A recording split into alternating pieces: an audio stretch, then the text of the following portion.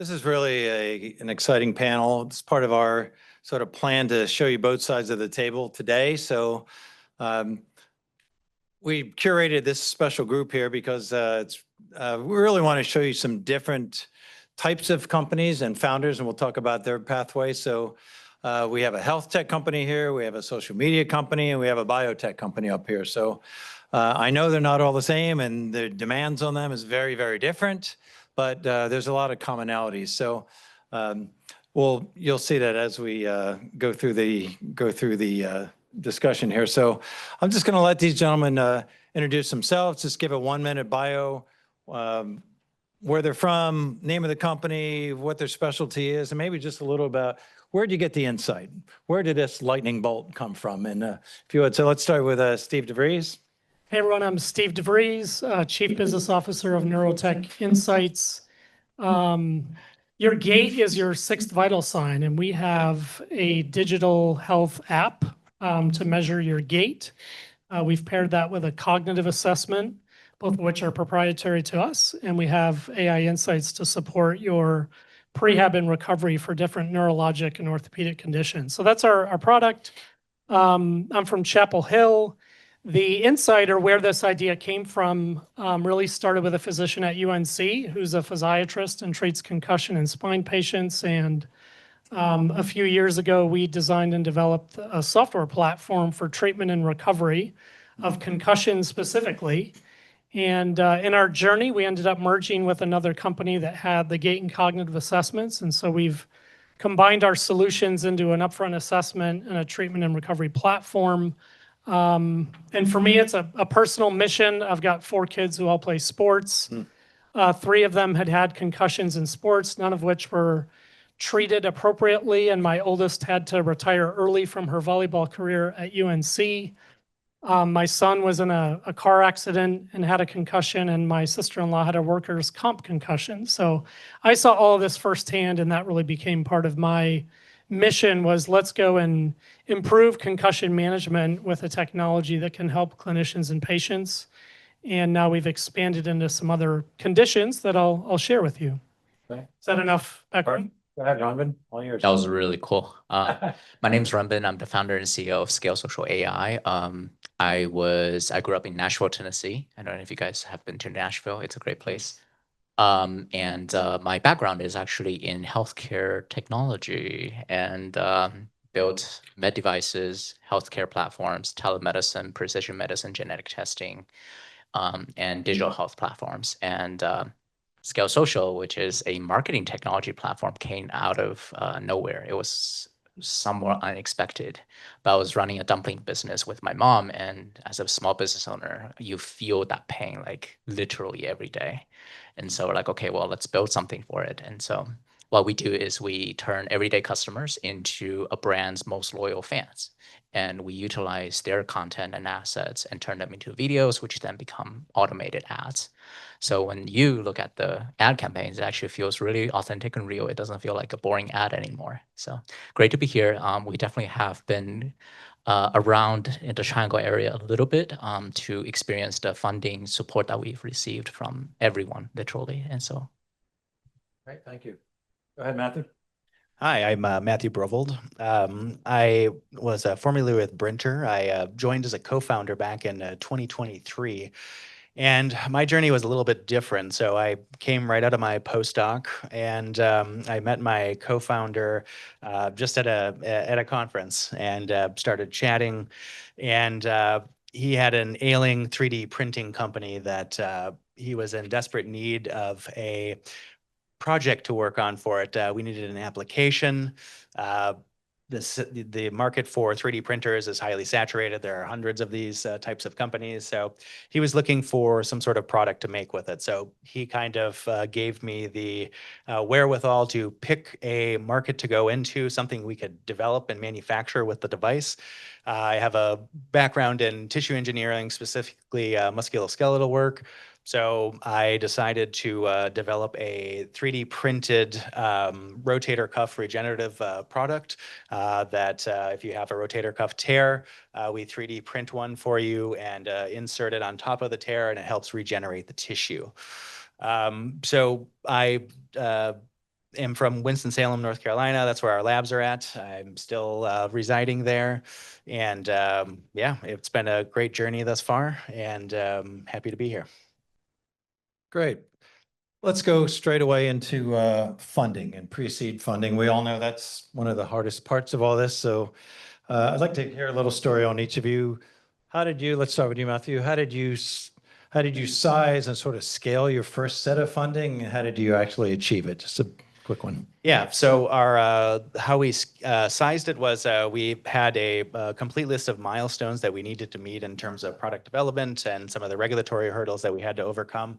So for the first round, that's how we sized it, and that was to meet all of the requirements of regulatory, all the requirements of patent work, and the physical amount of materials that we needed to help develop this product.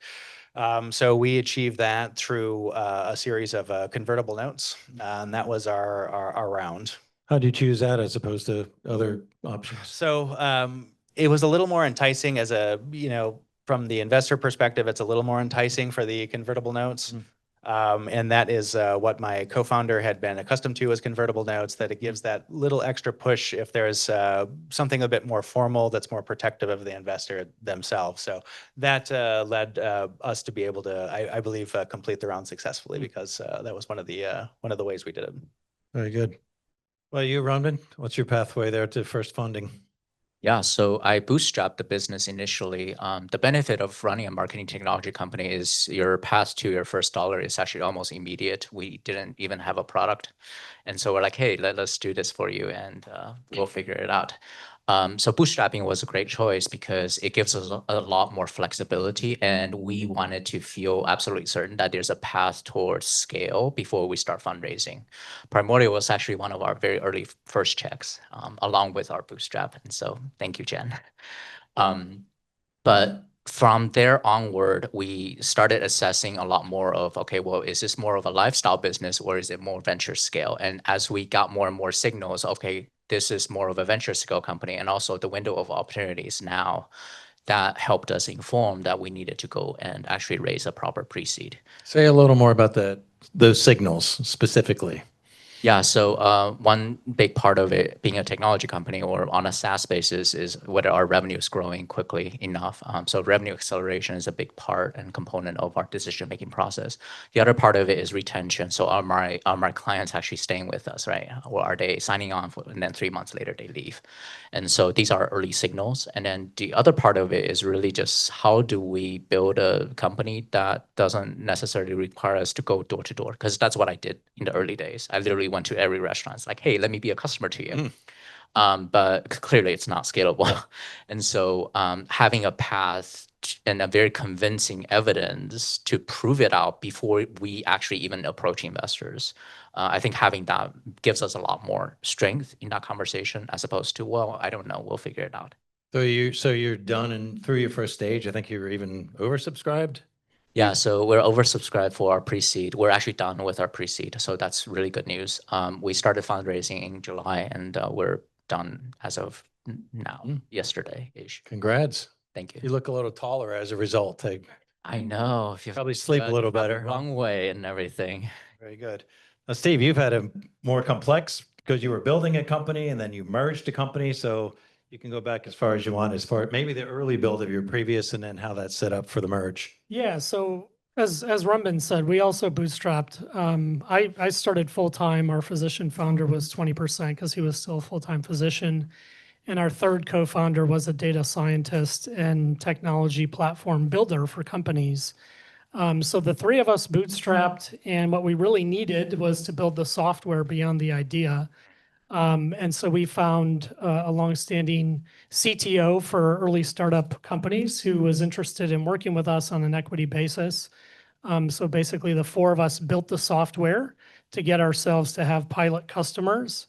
And then we also did convertible notes in an angel round pre-seed, which is really meant to scale us to have several paying customers, so that we could really prove that not only was this a great concept and that there were customers interested, but they would pay for it, and we could establish a price point with a market that was big enough. And once we got past that point, it was really time to raise more money to scale it beyond our first 5 to 10 paying customers. And as we were getting into that stage, we identified that we really needed to expand our offering to have the upfront clinical assessments connected to our treatment and recovery platform. So we did merge with another North Carolina-based company, and they were a little bit further along in their capital raising journey. So that pushed us as a merged company into a Series A. And so we're just about to initiate a Series A right now, raising equity. Excellent. Well, I'll stay with you then. So you've been through a lot of choices there. What are you seeing as the big changes, let's say in the last 12, 18, 24 months? What are these investors demanding of you now, where maybe it was a requirement, now it's a demand, for example? What are you saying? Yeah, I think as we went through the different stages, the milestones were show us that you can get a paying customer when we were earlier stage. And then it was show us that you can generate a certain amount of revenue. We want to see you get to $500,000 in revenue. Or it felt like as we were getting close to $500,000 in revenue, it became, well, we need to see you get to $1 million in revenue. Okay.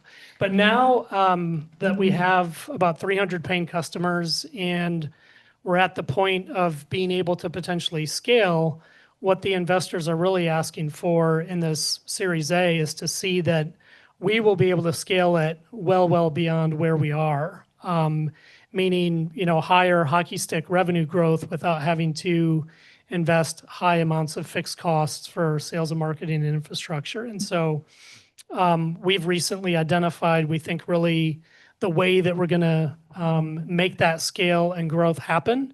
And so this is, the time for this Series A to invest or to get the capital that will help us do that. Perfect. A little change in that direction for Runbin and for Matthew. How do you judge the investors' readiness to come and put money into your company? I was saying earlier that the diligence has to go both ways. So talk to the audience here. What are some filters that you used as you took on these investors? And what are you going to do for the next round?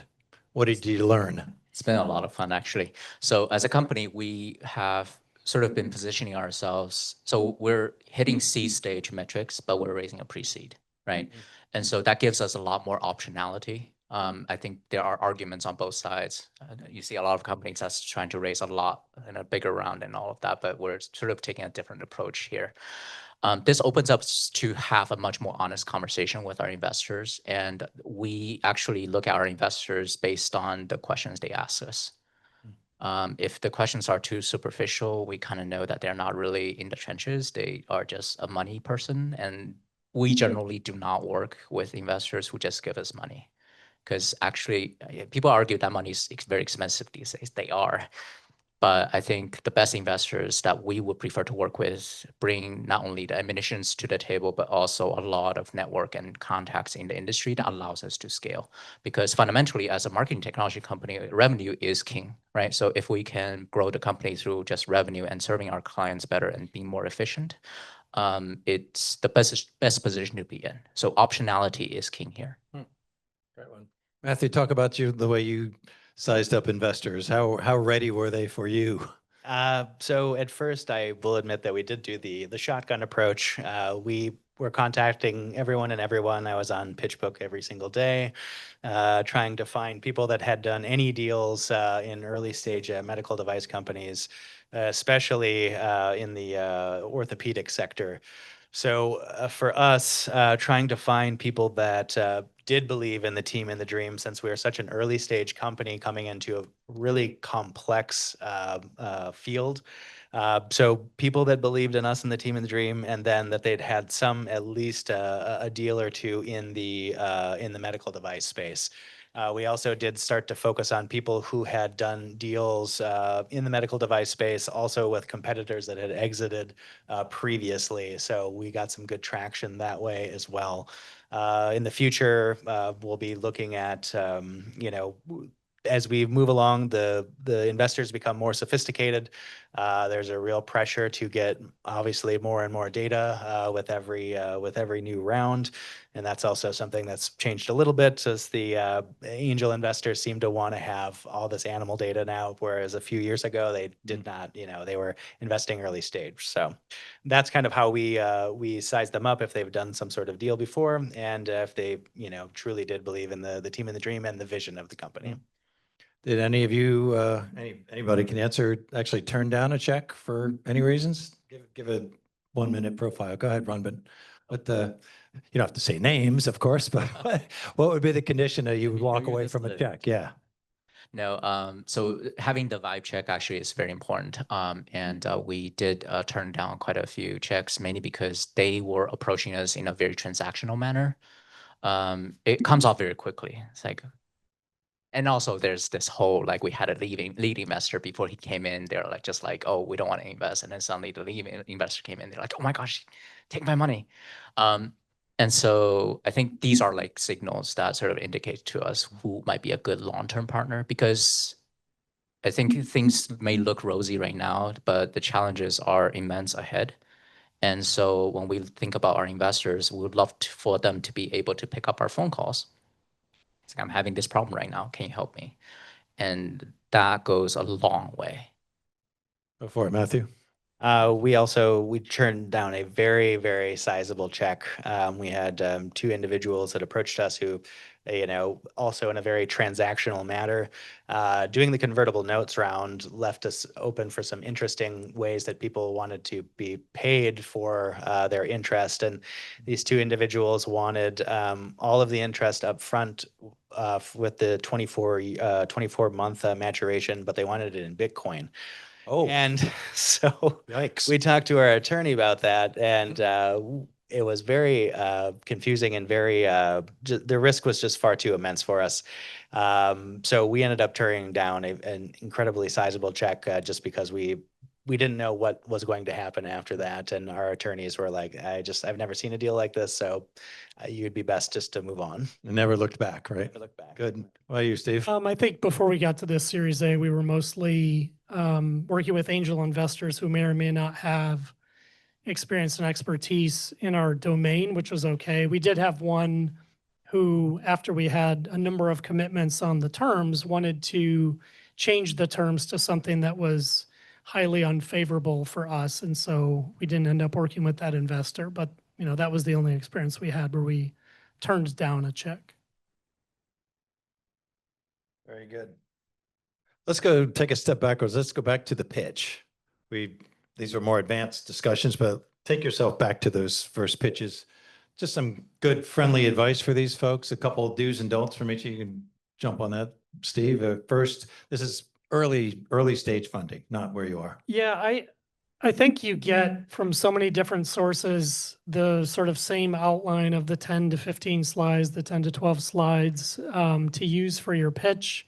And I don't know that it really matters which one you use in the sequence. You have to tell a really good story. I think, one of the lessons learned for me is have a good case study that really demonstrates that there's a customer there who wants to buy what you have where there are results. And if you've got a situation, action, result case study that will really resonate with the investor, bring it to life, and importantly, explain that this isn't an N of 1 or 2. There's hundreds of customers like this in this market who are going to help us grow. I think that makes a huge difference because these investors see many, many, many pitches every week and every month. And if it's just the standard outline without really a story that brings it to life, I don't think it's going to resonate with them as much. Yeah, love that. Thanks. How about you, Raman? Yeah, I think from my perspective, it's conveying who you are and why you're doing this in a very clear way. And it kind of leaves a print along your story as you pitch. We also see it from sort of a go-to-market perspective, whereby we realize that, especially in this age, how many of you get LinkedIn AI outreaches, right? It's everywhere. And so it's a very, very noisy world. And so the more authentic you are, this speaks to our core values, the more authentic you are and the more clear you can make you as a personality come through, the easier it is to cut through that noise. So early on, we had a variety of different pitches, and my co-founder, coming from a different background, had the way that he liked to do it. And that didn't really play well with most of the investors that we were pitching to. When we started to shift the focus more towards, telling our founder story, telling our story and how we met, how we came together, and how we were developing this technology, really started to get us traction in the investor space. We then were able to, we actually joined up, got into Techstars Healthcare out in LA, and that transformed our pitch substantially. And that's where we ended up, when we really focused on that, and we spent basically an entire month out in LA almost every day working on this pitch, and honing that down to a point where we had a great story, we had our product market fit, we had our go-to-market strategy, and we had a different version for the investors that we were actually pitching to. So some would be focused more on the beginning, some would be focused more on how we're going to generate revenue, and so we had a variety of different pitches. You're on a really great topic. I'm a podcast maniac, so I listen to Jason Calacanis, I listen to YC, I listen to Techstars. Would you guys, you both have had somewhat experience in it, do you recommend that? I know some people say it's a lottery ticket. Why are you wasting your time? It's 1 out of 1,000. Can you just give a short answer about that? Is it worth the time? I know the networks are powerful. They write nice checks, and you really can get launched with those, but it's a long shot. It was a huge deal for us being on Jason's pod. So case in point, being numbers driven, after the pod got launched, we were getting 4 to 5 inbounds every single day from non-traditional industries. We're in food, and we're getting inbounds from like gyms and museums and even pet pharma, which is crazy. So I think the influence is there. And by the way, this pet pharma company is moving very fast. We're going to sign an enterprise deal with them, which will hit the $1 million ARR for us. It's amazing. So thank you. So I highly recommend it. Now, dealing and negotiating a deal with Jason's team was very, very challenging. Because on one hand, you kind of know the weight that they bring to the table. At the same time, you want to maintain the integrity because you have other investors and you don't want to throw them under the bus either, right? And so I think this is where like your character and judgment sort of gets called into the question. And so in the end, we were able to broker a really good deal that I think all of us are very happy for. And we were honestly a little bit surprised that he's willing to take it too. So, but the wire's coming in, so who knows? Cheers. So it sounds like you had a really good Techstars experience. Yeah, I had a good experience at Techstars. I was also in the Plug and Play following up directly after that. That one was up in Warsaw. And I think they both had very different things to offer. Techstars gave us a really awesome network of investors, but they're agnostic technically, and the healthcare focus is mainly in, health tech, software, things of that nature. So we didn't get as much, help with people who are specific to our subset of the field. But Plug and Play for that was excellent. That was more on the lines of getting us connected with the right type of people that we need for each stage of development in the company. Got some really great mentors out of it. I think the mentorship in both programs was excellent. I got time for maybe 1 or 2 questions. Anybody want to step up? And you have 3 deeply grounded founders here. Step right up. Go ahead. How do you find the investors? I want to repeat the question. Yeah. How do we find the investors? That was the question. All right. How did you find investors? Steve, take a first crack at it. I guess it depends on what stage you are and what kinds of investors you're looking for. So early stage, with angels, it was a lot through our network and the network of some of the early investors who really believed in us. As we moved down the stage a little bit, it was based on some of our own research. Honestly, we worked with Kevin pretty closely. He has a lot of connections with venture groups, not just in North Carolina, but in the Southeast, and that was quite helpful as well. And I think you can pretty quickly hone a list of investors. And I think the question earlier was, have you turned down a check? I think the filters and the research you do, you really want to focus on those who are investing in your stage, who invest in your industry, whether it's health tech or life sciences, because the last thing you want to do is spend a lot of time emailing people who aren't in your sector or in your stage, or even worse, taking a meeting with someone and then finding out that it's really not a fit at all. So I think that upfront research and filtering the right fit is really important. We took a very rudimentary approach of let's put ourselves out there. So showing up to lots of pitch competitions and they will come. It has a lot of benefits. One, pitch competitions gives you a lot of visibility within the community. We grew our company almost entirely out of the NC ecosystem. So having this base of support was huge, right? All of the investors that subsequently came from warm introductions. It's amazing because you spend zero time doing all of this like LinkedIn outreach and all of that. It's a lot of time saved. And so it also allows you to attract those who are genuinely more interested in what you're doing. And so the dynamics are completely opposite. For us, it was cobbled together in many different ways, but doing a lot of research on PitchBook was pretty strategic.